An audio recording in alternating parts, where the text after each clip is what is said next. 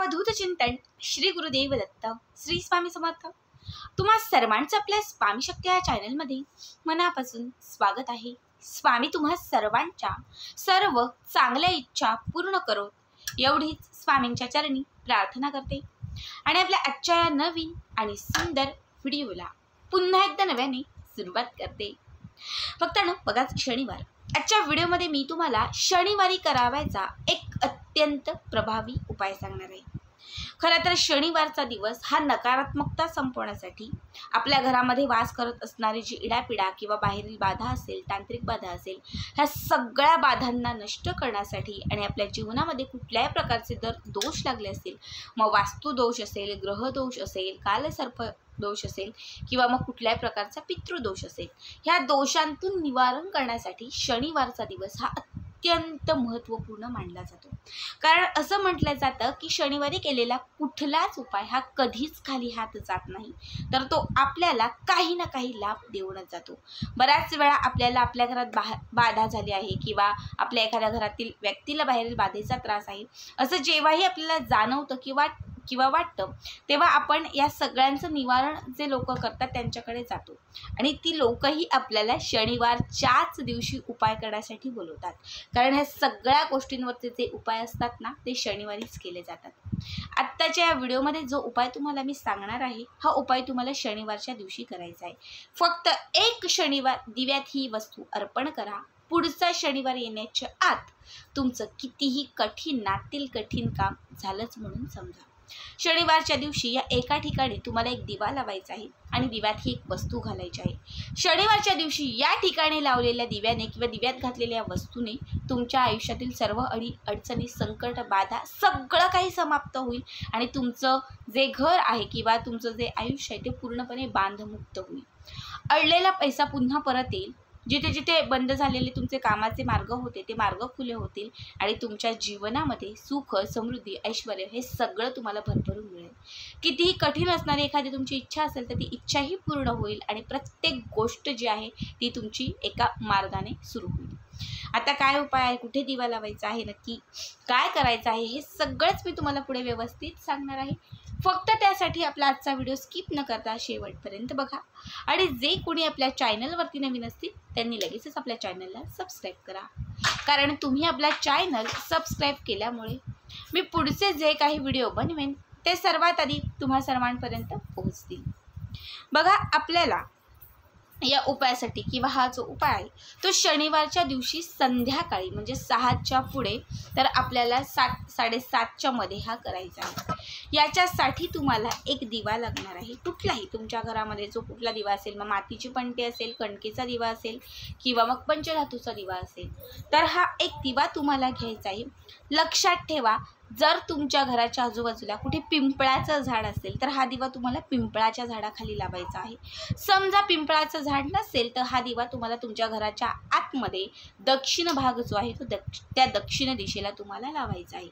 कारण असं म्हटलं जातं शनिवारच्या दिवशी पितरांचा जो वास आहे तो पिंपळाच्या झाडाखाली किंवा घरातील दक्षिण दिशेला असतो आणि या दिशेला जर तुम्ही शनिवारच्या दिवशी एक दिवा लावला किंवा दीपदान केलं तर पितरांचा त्रास, कालसर्प योग असेल तर त्याचा त्रास, वास्तुदोष असेल तर त्याचा त्रास, ह्या सगळ्या दोषांचा त्रास जो आहे तो संपूर्ण जातो। ठीक आहे, असेल तर पिंपळाच्या झाडाखाली लावा, नसेल तर मग घराच्या दक्षिण दिशेला लावा। दिवा जो कुठला घ्याल त्यामध्ये आजच्या दिवशी तुम्हाला काळ्या रंगाच्या मोहरीचं तेल घालायचं आहे। मोहरीचं तेल, समजा मोहरीचं तेल नसेल तर दिव्यामध्ये तेल घाला आणि एक चिमूटभर काळी मोहरी घाला, त्यालाही आपण मोहरीचंच तेल असं म्हणतो। ठीक आहे, दिव्यामध्ये तुम्हाला 2 अख्ख्या लवंगा, त्यासोबत 7 काळ्या मिऱ्या घालायच्या आहेत। त्याच्याबरोबर तुम्हाला या दिव्यामध्ये 1 अख्खं तमालपत्र घालायचं आहे। ठीक आहे, ह्या सगळ्या वस्तू तुम्हाला त्या घराच्या दक्षिण दिशेला लावलेल्या दिव्यामध्ये किंवा पिंपळाच्या समोर जर लावला असेल तर तिथे तुम्हाला या दिव्यात सगळ्या वस्तू अर्पण करायच्या आहेत। इतकं करून झालं की त्याच्यानंतर एक छोटी प्लेट किंवा एक छोटी वाटी तुम्हाला घ्यायची आहे आणि त्याच्यामध्ये तुम्हाला मोजून 7 अख्ख्या, ज्याला आपण काळ्या रंगाच्या वेलच्या किंवा इलायच्या असं म्हणतो, 7 तुम्हाला अख्ख्या वेलच्या किंवा इलायच्या घ्यायच्या। ठीक आहे, 7। आता समजा ज्याच्याकडे काळा वेलदोडा नसेल, ज्याला मसाला वेलदोडा असेही म्हणतो, तर मग त्यांनी काय करा, हिरव्या रंगाची वेलची घेतली तरीही चालेल। आपल्याला काय करायचं आहे, जिथे आपण बसलेलो आहोत तिथे तुम्हाला त्यातील एक वेलदोडा आपल्या हातात घ्यायचा आहे.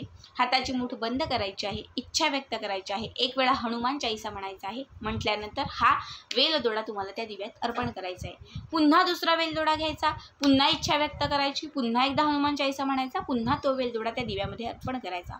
असे 7च्या 7 वेलदोडे जे आहेत ते अभिमंत्रित करत हनुमान चालीसाचं पठण करत तुम्हाला त्या दिव्यात अर्पण करायचे. हनुमान चालीसा हे संकटातून मुक्तता मिळवण्यासाठी, भय बाधा पिशाच बाधा या सगळ्यातून मुक्तता मिळवण्यासाठी अत्यंत महत्त्वाचं स्तोत्र मानलं जातं. तसंच इच्छा पूर्ण होण्यासाठी ही हनुमान चालीसाचा पाठ हा विशेष महत्त्वाचा असतो. जो ही व्यक्ती शनिवारच्या दिवशी 7 वेळा हनुमान चालीसाचं पठण करतो त्याच्या आयुष्यामध्ये कितीही कठीण असणारी इच्छा जी आहे ती इच्छा पूर्ण होते. हे जेव्हा तुम्ही ते हनुमान चालीसा म्हणाल त्यामधील एक ओवी आहे, त्यामध्ये स्पष्ट दिलेलं आहे की जोही भक्त 7 वेळा हनुमान चालीसा म्हणतो ना त्याची प्रत्येक इच्छा पूर्ण होत असते. ठीक आहे, इतकं करून झालं की त्याच्यानंतर या दिव्याच्या वरती एक मोठं भांडं ठेवायचं, खोलगट असणारं एक मोठं भांडं ठेवायचं. 2-3 तास हा दिवा पेटताच ठेवायचं. 2-3 तासानंतर ते भांडं काढायचं. त्या दिव्याला जी काजळी तयार झालेली असेल ना ती सगळी जमा करायची आणि एका छोट्याशा डब्बीमध्ये भरून ठेवायची. एक टिक्का स्वतःला लावायचा, घरातल्या सगळ्या सदस्यांना लावला तरी चालेल आणि तुम्हाला ती सगळी काजळी एका डब्बीत भरून ठेवायची आहे.